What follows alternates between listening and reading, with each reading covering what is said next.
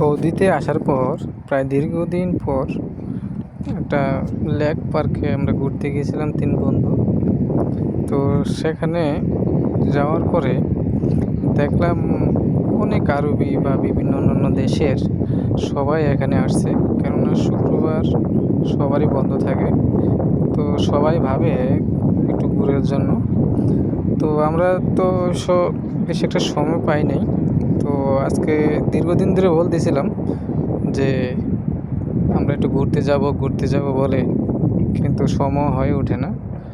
তো শেষ মুহূর্তে তো আজকে ফাইনালি আমরা ঘুরতে চলে আসলাম। আসার পরে দেখলাম এতটা সুন্দর একটা দৃশ্য, দেখেন সমুদ্রের পাড় খুবই সুন্দর, যেটা আসলে ভাষায় প্রকাশ করা যাবে না। তো দেখেন এতটা সুন্দর এখানে একটা লেক আছে, সেটা আসলে আগে জানতাম না। পরবর্তীতে জানা হয়েছে, কিন্তু আসা হয়নি সময়ের অভাবে। তো ভাবলাম যেহেতু আমি আসছি, এই জিনিসটা দেখতে এতটা সুন্দর, সবাই আনন্দ নিয়ে এখানে আসছে, সবাই আনন্দ নিয়ে ঘুরতেছে। ভাবলাম এই সুন্দর মুহূর্তটা আপনাদেরকেও একটু দেখাই, যাতে আপনারা দেখতে পারেন।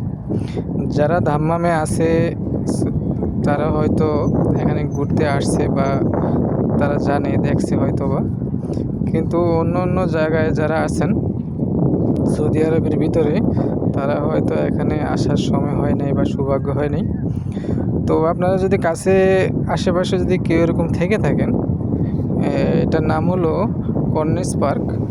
তো সেখানে আপনারা অবশ্যই আসবেন, এসে দেখবেন। আসলে খুবই একটা সৌন্দর্য একটা জায়গা, খুবই সুন্দর। তো এখানে আসার পরে যখন আমি ভিডিও করি, তখন আসলে ভিডিওটা করার একটা দৃশ্য, যে আসলে সেখানে তো অনেক আরবি থাকে, তো বাচ্চা টাচ্চা থাকে, সেখানে অবশ্য কোনো ভিডিও করা এলাও নাই। যদিও আমি ভিডিওটা করার পরে অবশ্য বিপদেও পড়ছি।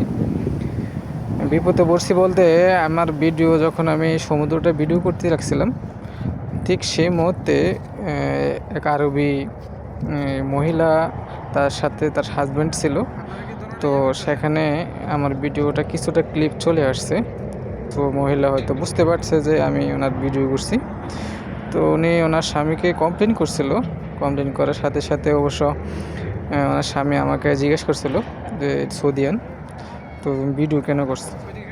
তখন আমি বললাম যে সমুদ্রটা ভিডিও করার সময় আপনাদের এখানে কিছুটা ভিডিওর অংশ চলে আসছে, তবে আমি ডিলিট করে দিছি।